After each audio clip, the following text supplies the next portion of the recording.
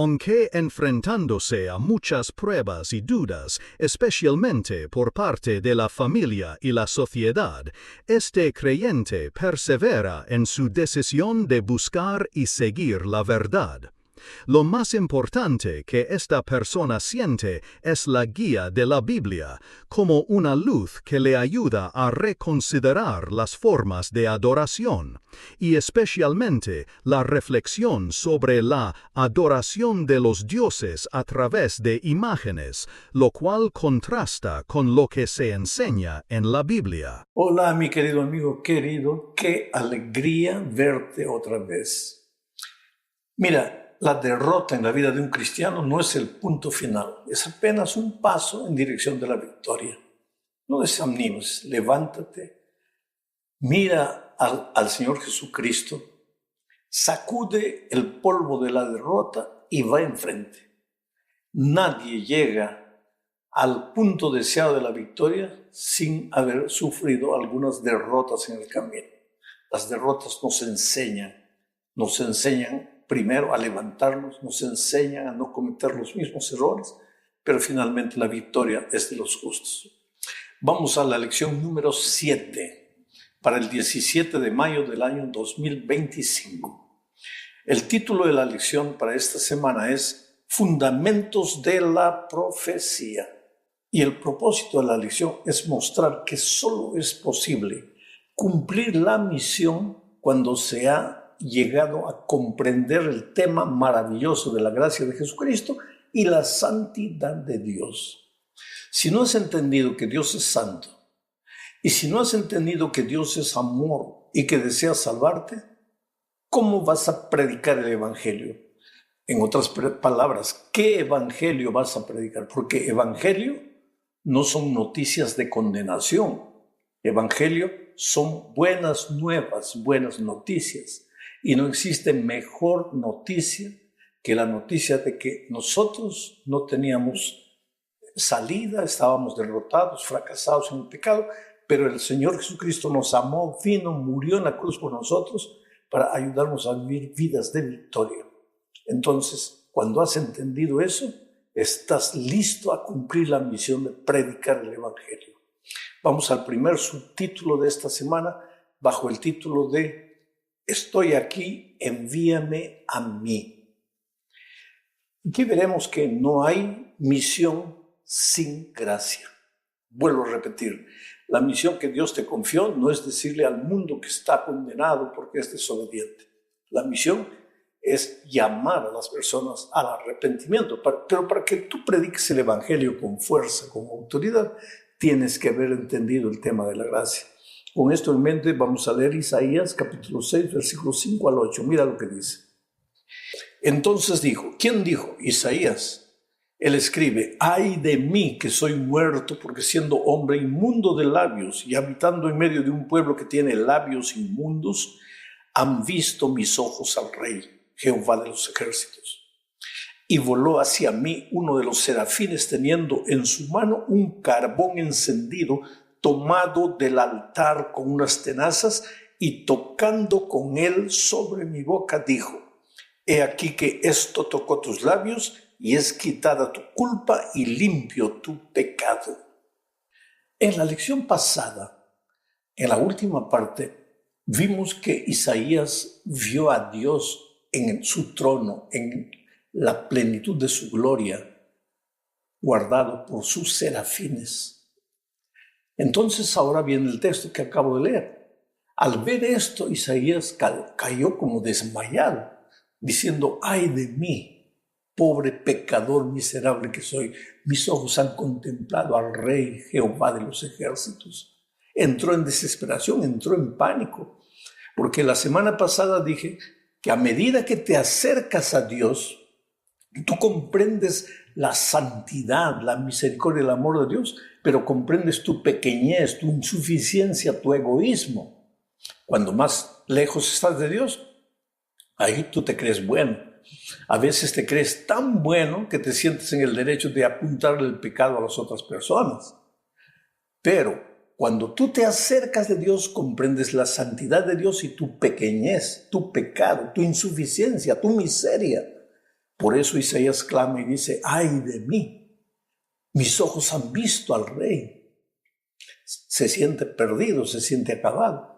Pero entonces un serafín aparece, toma con una tenaza un carbón encendido del altar. Altar, esta palabra es clave, altar. No hay salvación sin altar, no hay salvación sin sacrificio. El serafín toma con una tenaza un carbón encendido y coloca en los labios de Isaías y después le dice, estás perdonado, estás limpio. Y solo después de esa experiencia, cuando Dios pregunta, ¿a quién enviaré? ¿Quién irá a proclamar mi evangelio? Isaías dice, heme aquí, estoy aquí, envíame a mí.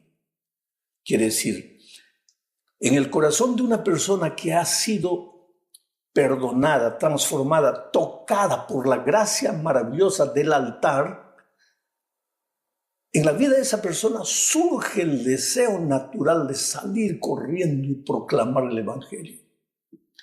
Cuando alguien no tiene ganas de comunicar a otro lo que Jesús hizo en su vida, es porque Jesús todavía no ha hecho nada en la vida de esta persona. Por eso, el primer paso, si tú quieres volverte un misionero, un predicador del evangelio, es encontrarte personalmente con Cristo, contemplar su santidad, su misericordia, su amor, reconocer tu insuficiencia, tu pecado, ser tocado por la gracia maravillosa de Cristo, y entonces sí, estás dispuesto a decir, Señor, heme aquí, envíeme a mí. Ahora vamos a la segunda parte de este estudio. En esta parte 2 vamos a hablar de los dos querubines. Antes de seguir con el estudio, quiero decirte que en este estudio y en otros vas a escuchar mucho hablar de serafines y querubines. Hay una diferencia entre ambos, pero no me voy a detener a explicar esa diferencia ahora porque no es el propósito de la lección, pero siembro una duda en tu corazón para que tú investigues en la Biblia cuál es la diferencia entre serafines y querubines.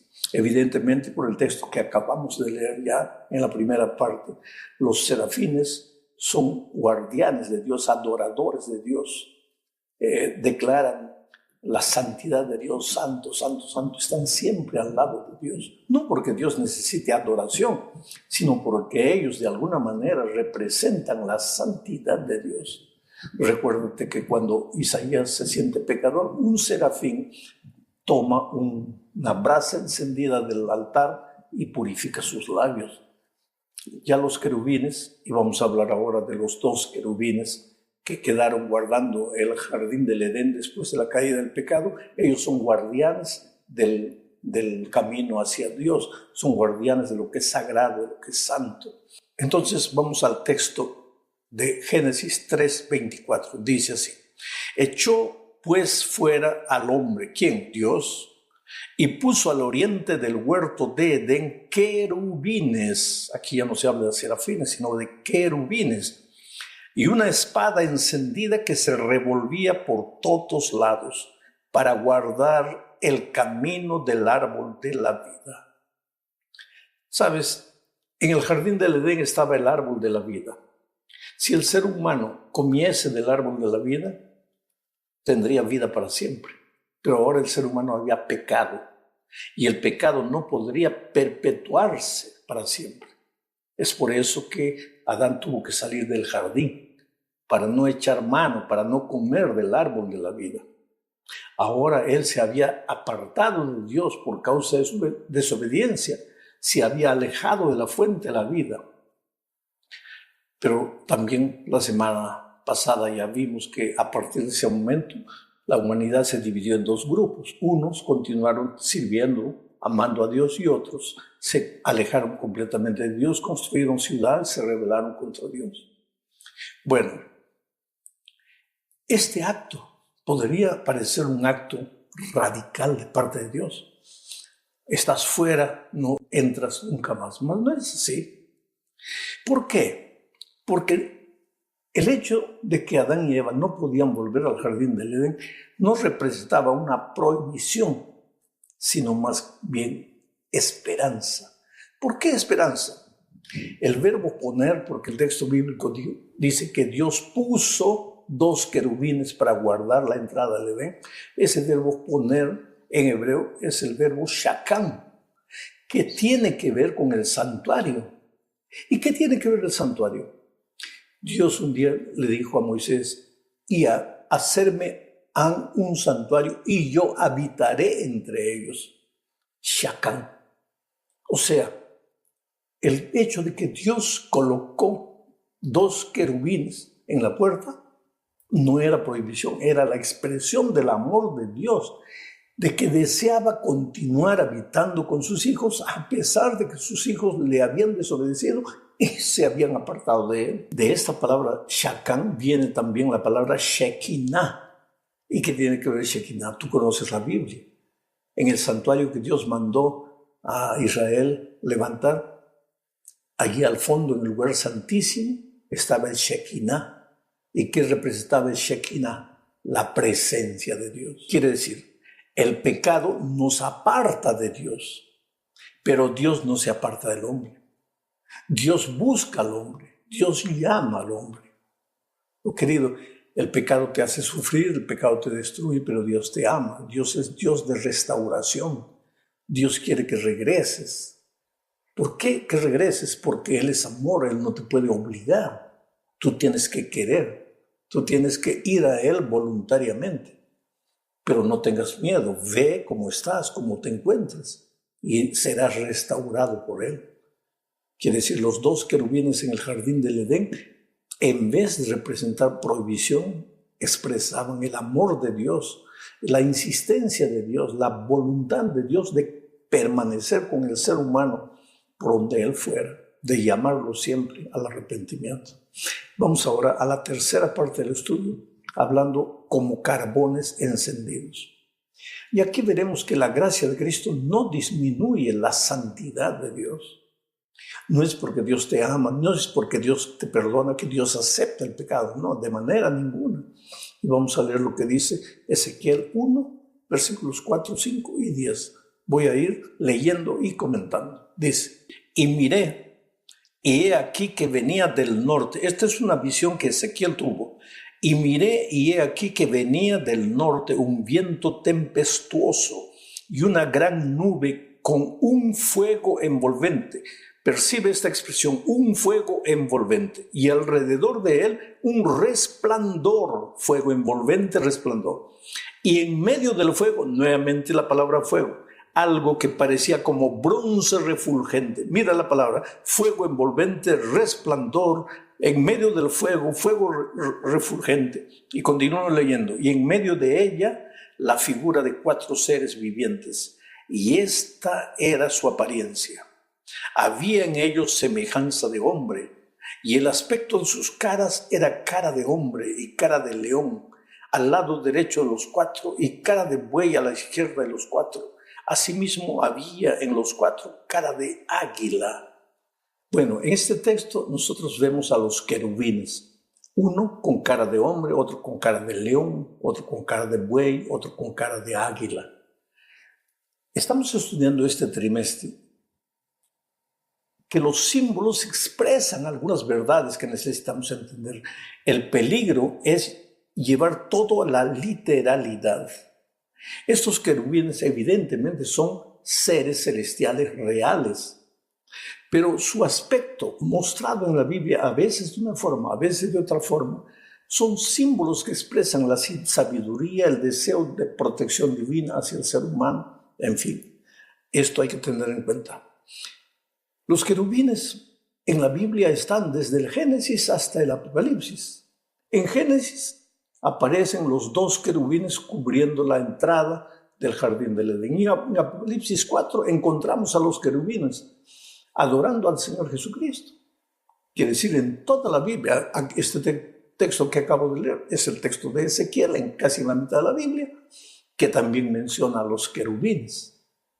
Los querubines tienen la misión de defender lo que es santo, de proteger lo que es santo, pero también de cuidar y dar sabiduría y dar poder y fuerza a los seres humanos cuando ellos necesitan de protección.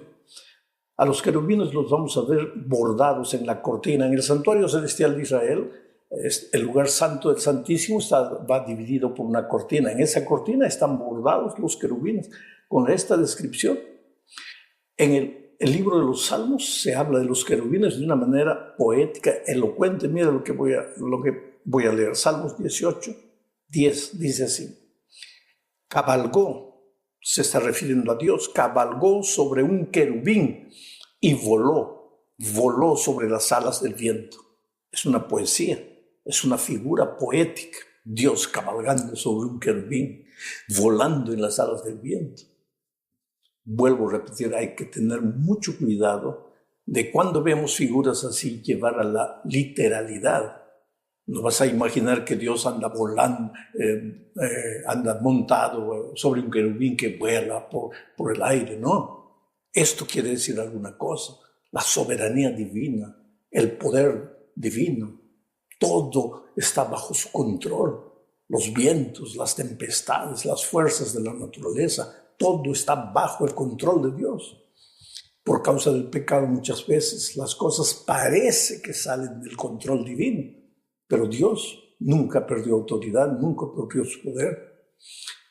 A los querubines los vemos también cubriendo el arca del pacto en el lugar santísimo del santuario de Israel. En otras palabras, Dios siempre quiso en la Biblia expresar que a pesar del pecado, Dios no desistió del hombre.